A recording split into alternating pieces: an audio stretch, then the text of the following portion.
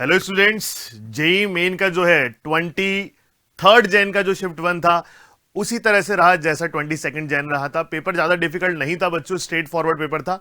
Let's understand कि किस तरह से क्वेश्चंस आए थे। तो आप देख रहे हैं मॉडर्न फिजिक्स का ऐसा क्वेश्चन जो है हर शिफ्ट के अंदर देखने को मिला था। यहां पर आपको क्या करना होता है, radius of electron in ground state of hydrogen. तो आपको पता होना चाहिए रेडियस का जो फॉर्मूला होता है r naught n square by Z. इस कॉन्सेप्ट से डायरेक्टली जो है पिछले शिफ्ट के अंदर भी प्रॉब्लम्स आई हैं। R is equals to r not.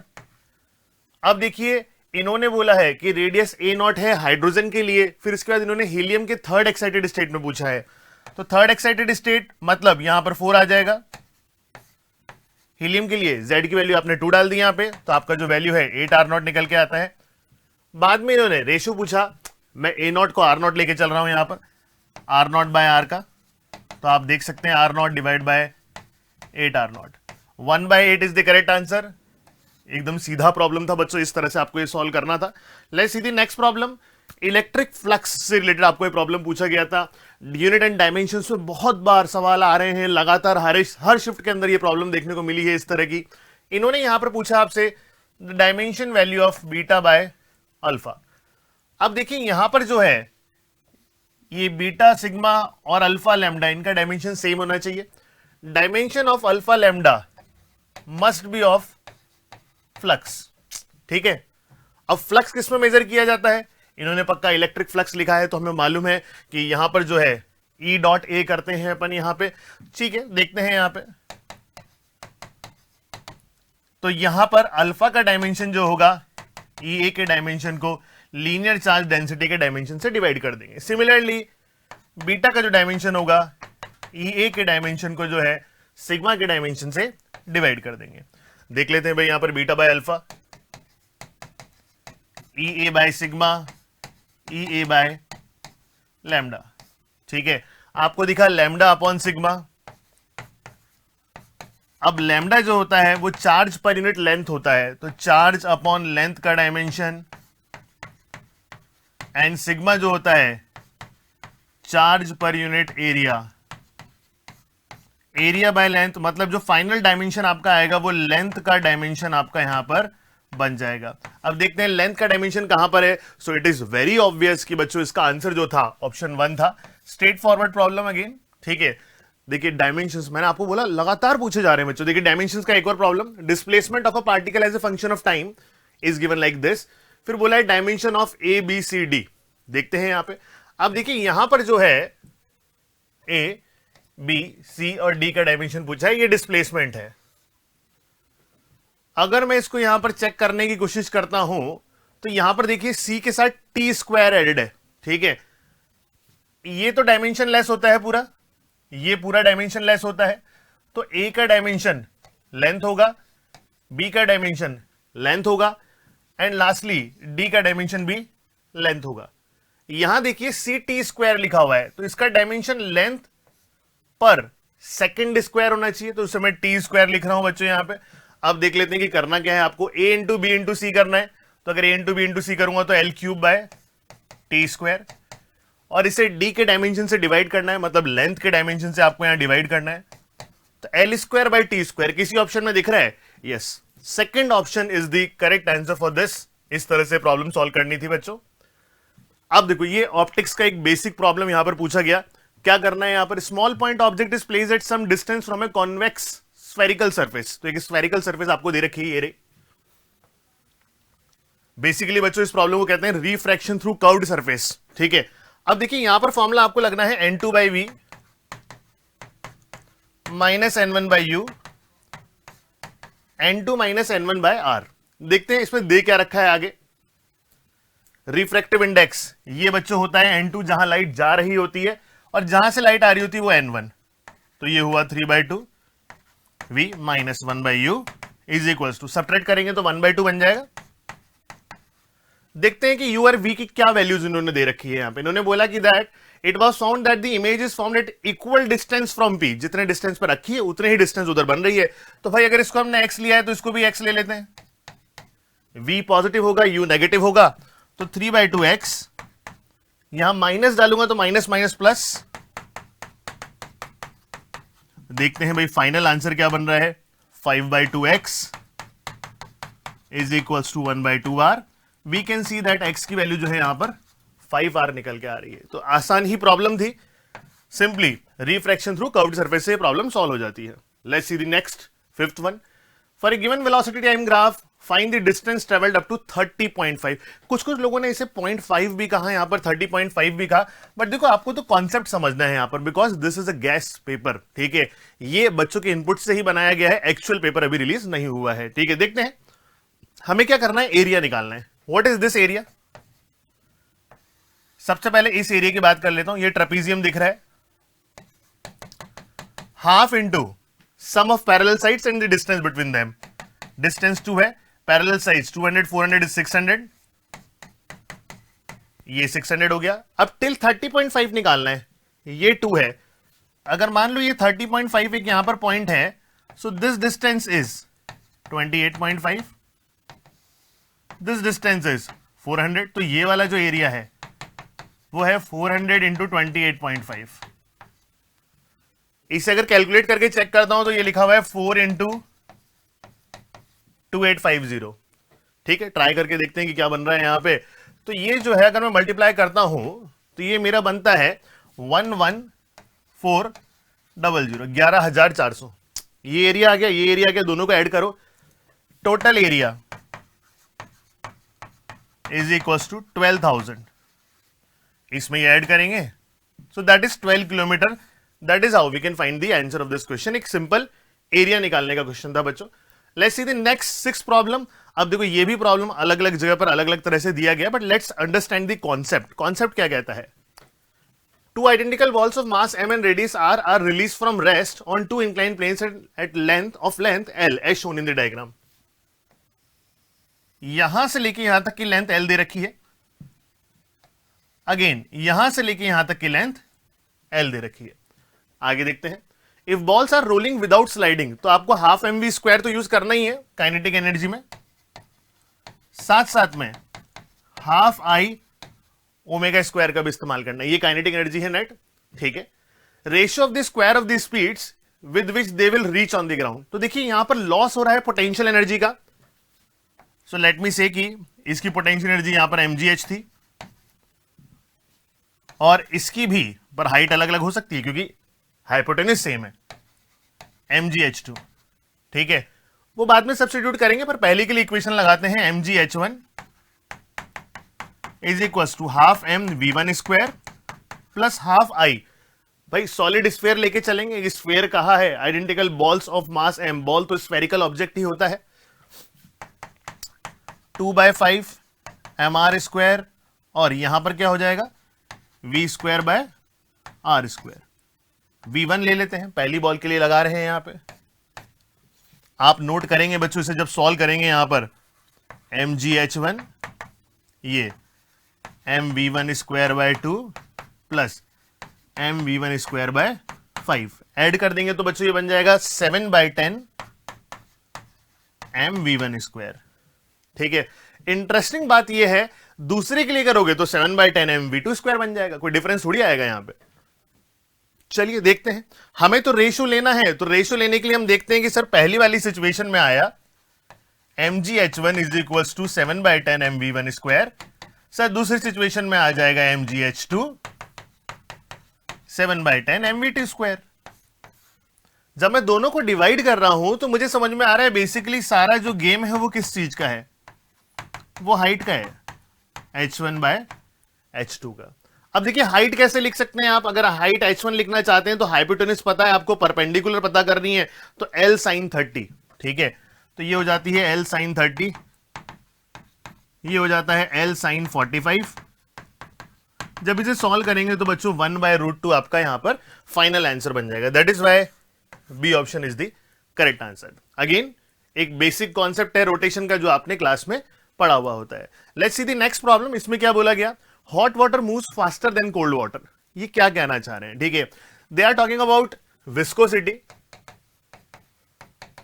तो आपको पता होना चाहिए it is inversely proportional to the temperature. मैं टेम्परेचर जब बढ़ाता हूं तो विस्कोसिटी कम हो जाती है। अगर विस्कोसिटी कम हो जाती है तो ऑब्वियसली जो पानी की वेलोसिटी है उस वक्त, वाटर की जो वेलोसिटी है वो बढ़ जाएगी।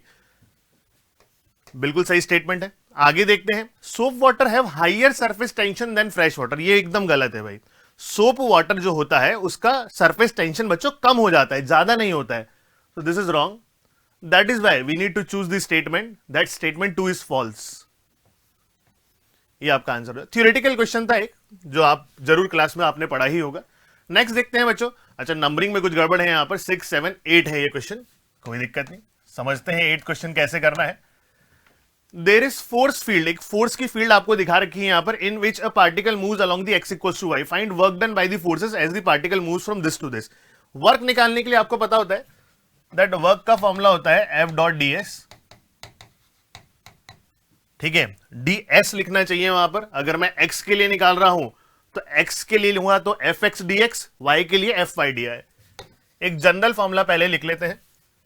जनरल फॉर्मूला कहता है एफ डॉट डी एस, ठीक है।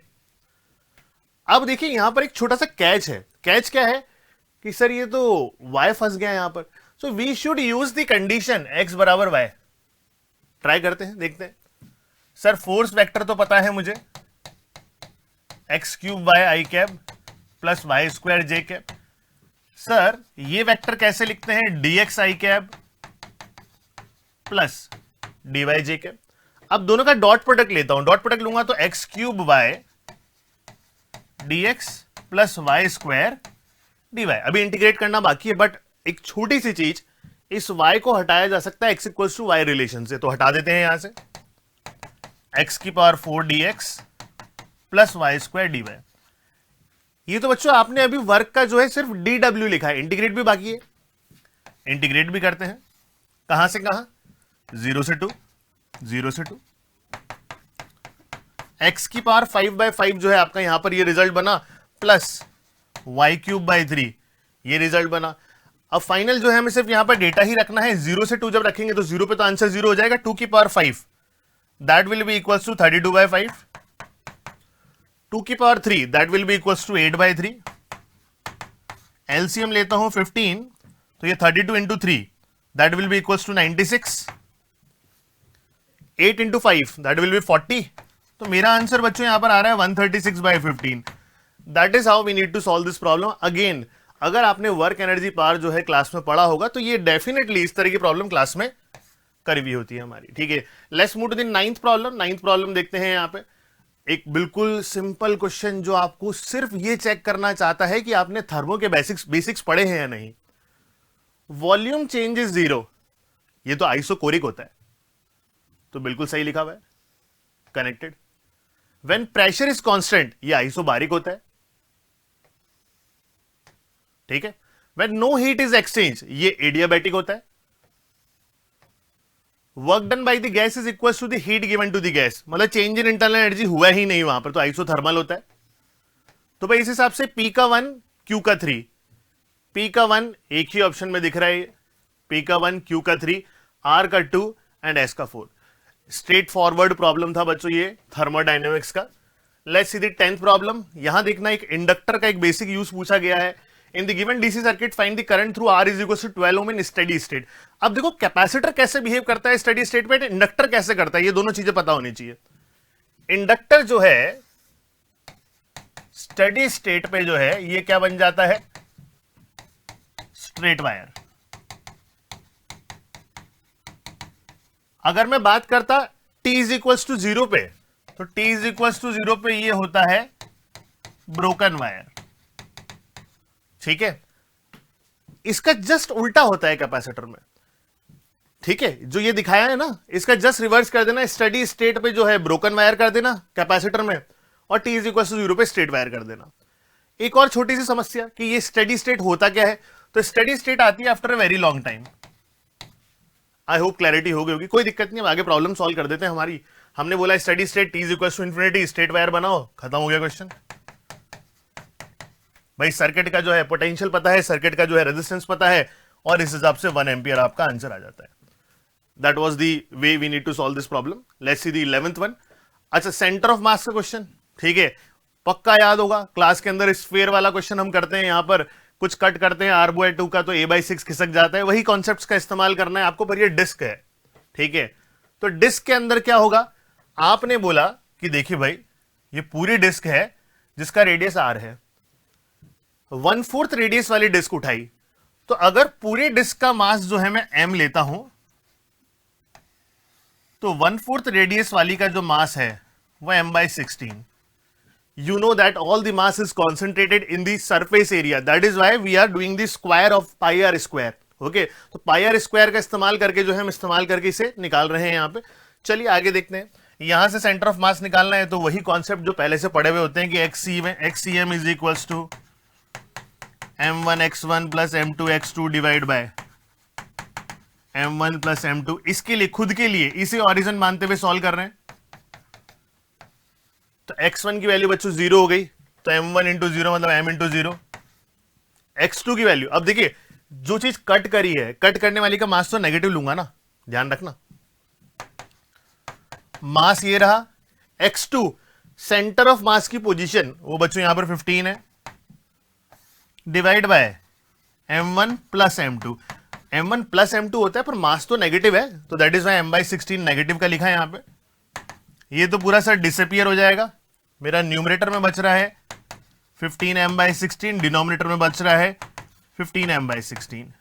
सो final answer is coming as -1 centimetre. और ये तो पता ही होता है कि भाई आपका centre of mass y axis में क्यों घिसकेगा, सिमेट्री है ना, सिर्फ x एक्सिस में पीछे जाएगा, तो -1,0 is the correct answer.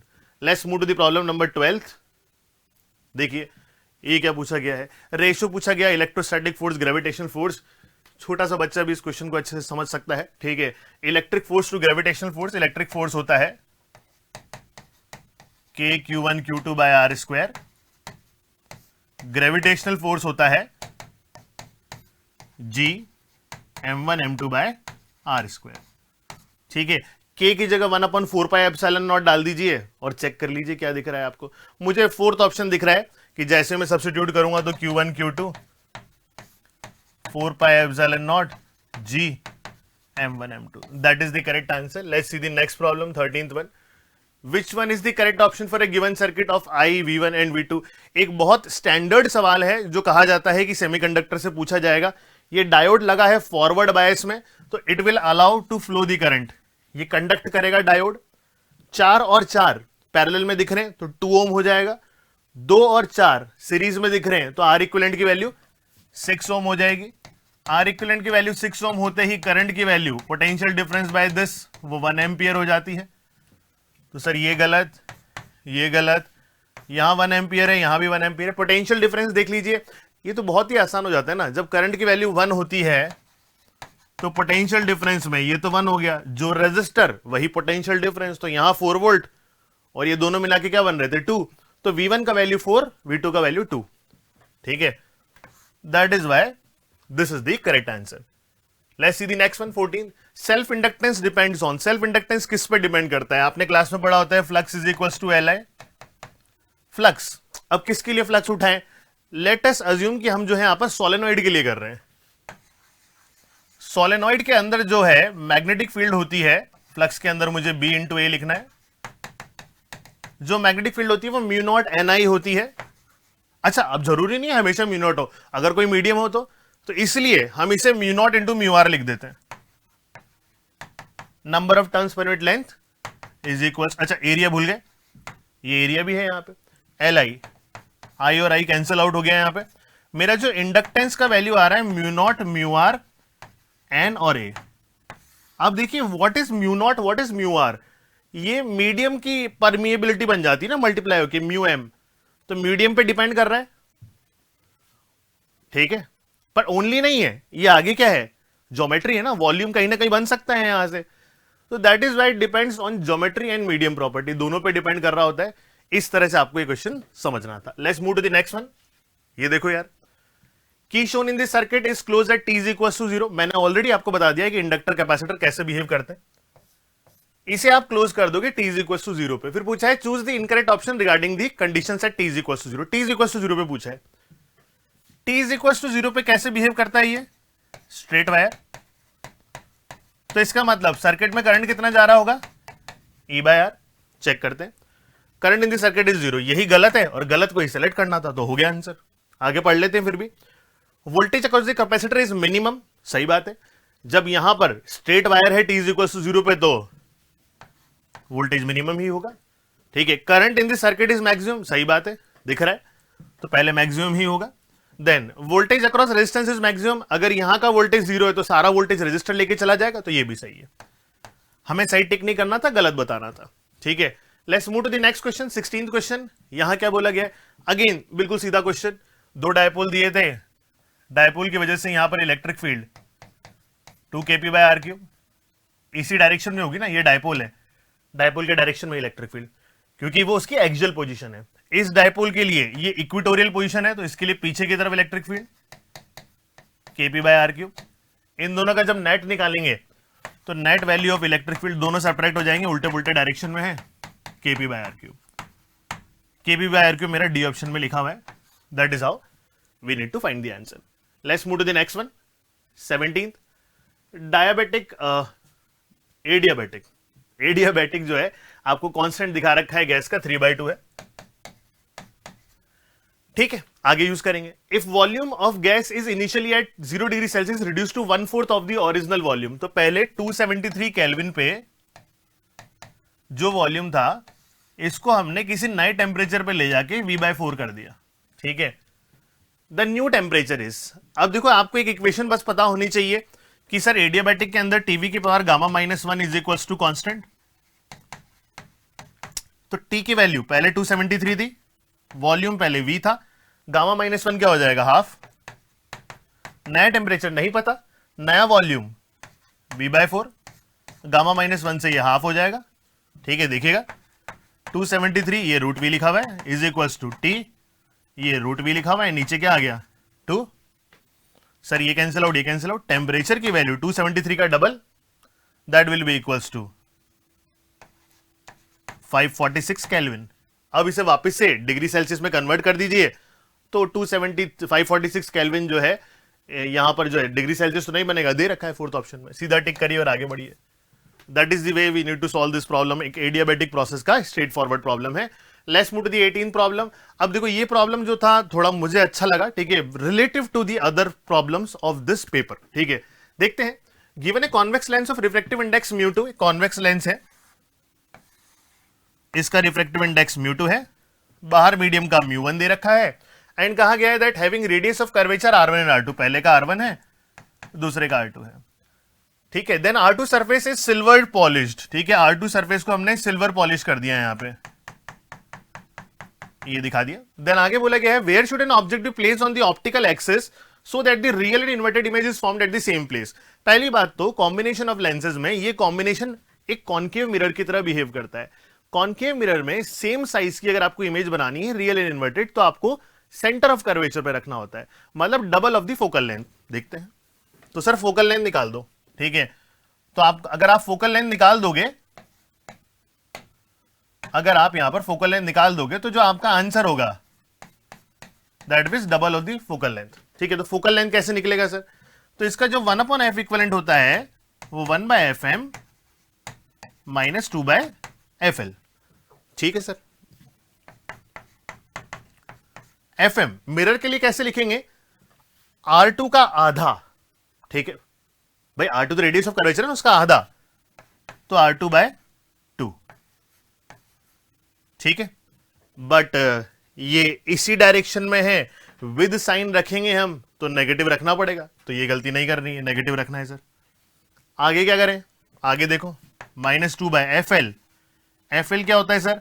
Mu relative -1, तो म्यू रिलेटिव मतलब μ2/μ1 -1, और आगे 1/r1 -1/r2, तो माइनस और माइनस क्या हो जाएगा? प्लस, क्योंकि डायरेक्शन अपोजिट है ना। आई होप बातें समझ में आ रही हो कि कोई ऐसे कोई बहुत डिफिकल्ट चीज हम नहीं कर रहे हैं, सीधी बातें कर रहे हैं। तो यहां पर जो है मैं क्या करता हूं, इन 2 को उठा के यहां ले आता हूं, 1/2f नेगेटिव साइन के साथ ही ले आता हूं, देखते हैं बाद में क्या होता है। इज इक्वल्स टू यहां लिखा हुआ है 1/r2 प्लस इसी क्या कर दिया μ2 माइनस μ1, नीचे μ1 चल रहा है, और यहां क्या कर दिया r1 प्लस r2, नीचे r1 r2 चल रहा है। ठीक है, अब क्या करें? अब यार यहां पर R2 अकेला अच्छा नहीं लग रहा, एलसीएम ले लेते हैं यहां पे। ठीक है, -1/2f इज इक्वल्स टू, ये हुआ μ1 r1 r2। सर ये यहां पर μ1 r2 रह गया plus μ2 minus μ1 r1 plus r2। ठीक है, यही कहीं आंसर कुछ निकालना था हमें। ट्राई करते हैं, देखते हैं कि आगे कुछ बन रहा है क्या यहां पे। अब मैं यहां पर अगर मैं चेक करने की कोशिश करता हूं तो अभी तो मुझे लग नहीं रहा कि मैं आंसर तक यहां पर पहुंचा हूं। होपफुली इस ब्रैकेट को कहीं ओपन करके देखना पड़ेगा, तभी आंसर का पता चलेगा। ठीक है, देखते हैं। तो ये जो डिस्टेंस है इसको उल्टा कर दो, -2f, ये जो पोजीशन है ये निकल के आ रही है μ1 r1 r2। डिनोमिनेटर के अंदर जो चल रहा है यहां पे μ1 r2 है, मल्टीप्लाई करके ही देखना पड़ेगा, और कोई ऑप्शन तो है नहीं। मैं चाहता हूं कि मैं कोई गिवन आंसर है उस फॉर्म में इसे कन्वर्ट कर लूं, तो फिर तो ओपन ही करता हूं, और कोई तरीका ही नहीं है मेरे पास। मैंने बोला μ1 r2, ठीक है, यहां पर μ2 r1 और μ2 r2, आगे नेगेटिव साइन के साथ μ1 r1 और μ1 r2। आपने देखा पहला और लास्ट टर्म कट गया आपस में, -2f की value μ1 r1 r2 divide by. अब देखिए यहां पर मेरे को जो ऑप्शंस दिख रहे हैं ये तो 100% आंसर नहीं आएगा, ये तो कुछ अजीब सा ही है। ये और ये बन सकते हैं सेकंड थर्ड, ये भी नहीं बनेगा, फोर्थ भी अजीब सा ही है, कुछ गलत ही है। ठीक है, यहां पर दिख रहा है इसने 2r1, 2 तो मुझे कहीं आता हुआ नहीं दिख रहा मेरे में। ठीक है, हो सकता है ऐसा आ जाए, तो ऐसा फिट करने की एक बार कोशिश करके देख लेते हैं। ठीक है, यहां पर भी एक छोटी सी समस्या यह है कि μ1 इंटू μ2 तो नहीं आया मेरा कहीं भी। ठीक है, कोई नहीं, देखते हैं। यहां पर मुझे जो गलती लग रही है इसके अंदर छोटी सी वो ये है, क्योंकि देखो फिर से ये गैस पेपर है तो कोई छोटी गलती हो सकती है यहां पे। मुझे लग रहा है μ2 कॉमन लूंगा तो मेरा r1 प्लस r2 तो बन गया, यहां -μ1 r1 लिखा है। ठीक है, तो अगर मैं देखूं यहां पर तो ये ब्रैकेट मेरे हिसाब से गलत लग गया है यहां पे, ये यहां लगना चाहिए था और इस ब्रैकेट की जरूरत थी नहीं यहां पे। तो अगर आप देख रहे हैं आंसर 2 ही है। ठीक है, तो ये मैंने बिल्कुल एब्सोल्युटली करेक्ट सॉल्यूशन यहां पर आप लोग के लिए किया है। That is how we can say that second is the correct answer. समझ में आया होगा कि भाई कैसे जो है सिल्वरिंग ऑफ द मिरर का जो कॉन्सेप्ट है ये बार बार इस साल के पेपर में पूछा जा रहा है। Let's see the next problem 19th। What is the dimension formula of torsional constant. Torsional constant जो होता है सी थीटा, इसका तो कोई डायमेंशन है नहीं। टॉर्क का डायमेंशन जो होता है न्यूटन इंटू मीटर, एनर्जी का भी वही होता है ml2 t-2। ठीक है, इस हिसाब से जो है पहला ऑप्शन करेक्ट हो जाता है। Let's see the next 20th problem. ये पूछा गया था बच्चों यहां पर। अब देखो बहुत सारे बच्चे क्लास के अंदर ये फॉर्मूला ध्यान रखते हैं कि भाई ये जो हाइट जो इसके अंदर है उसका लेना देना होता है यहाँ पे, उसके हिसाब से जो टाइम पीरियड आता है 2π√h/g आता है। अगर मैं h निकालना चाहता हूं तो इसको बॉयंसी का कंडीशन जो है अगर फ्लोट कर रहा है तो वेट को बैलेंस कर देता हूं। नीचे वेट लग रहा है mg, वो होना चाहिए density of water into V submerge into G के बराबर। ये गया। मास की वैल्यू 10 ग्राम है तो 10 इंटू 10⁻³ डेंसिटी ऑफ वाटर 10⁻³ है। वॉल्यूम सबमर्ज, सारी चीजें एसआई यूनिट में ही करते हैं, बेटर रहेगा यहाँ पे। तो यहां पर दे रखा है कि लेंथ 10 सेंटीमीटर है तो इसका नीचे का एरिया 100 सेंटीमीटर स्क्वायर हो जाता है। ठीक है, देखते हैं, करते हैं यहाँ पे। तो मैं लिखूंगा sir volume submerge is 100 into H, पर ये तो सब सेंटीमीटर में लिख दिया ना, तो 10⁻⁻6 से मल्टीप्लाई करूंगा। ठीक है, तो एच किस में आएगा मेरा, सेंटीमीटर में आएगा भाई, तभी तो 10⁻⁻6 किया है। ठीक है, तो सर ये गलत लिख रखा है भाई, मिलीग्राम को ग्राम में कन्वर्ट करने में थोड़ी गलती हुई है यहाँ पे।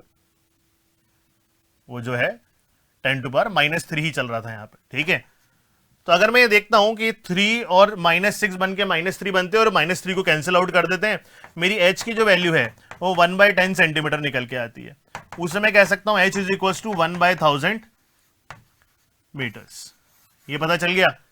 बस इसके अंदर आप डेटा डाल दीजिए, आपका आंसर आ चुका है। 2π√, ये 1/1000 था और g की वैल्यू 10 थी, तो 2π/100 दैट इज π/50। होपफुली समझ में आ गया होगा कि क्या मैंने यहां पर किया है। तो एक आसान ही क्वेश्चन है जिसका आंसर ऑप्शन 2 हो जाता है।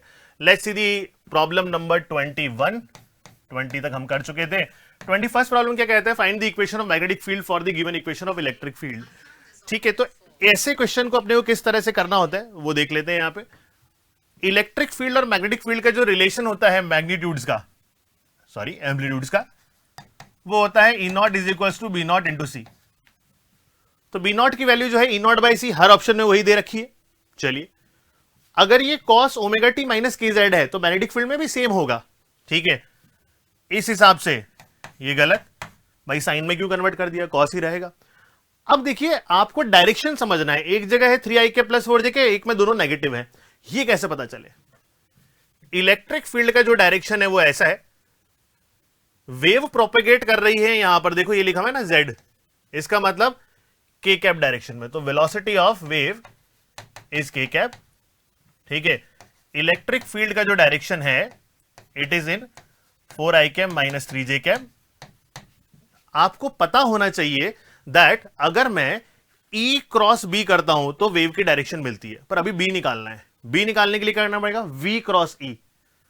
तो यहां पर अगर मैं इनका क्रॉस प्रोडक्ट ले लूं तो मुझे B का डायरेक्शन मिलना चाहिए। This is only for direction, ठीक है। चलिए करके देखते हैं। यहां पर V की वैल्यू जो है आपकी k कैप है, उसका क्रॉस प्रोडक्ट लेते हैं 4i cap minus 3j cap से क्रॉस प्रोडक्ट। तो आपने देखा k क्रॉस i करने पे जो है आपका ये j बन जाएगा, देन माइनस 3 लिखा हुआ है, k क्रॉस j क्रॉस के i होता है भाई, k cross j minus i हो जाता है। तो मेरे को ये आंसर आ रहा है 3i cap plus 4j cap direction of magnetic field का। तो इस हिसाब से ये आपका आंसर सही हो जाता है जो दे रखा है।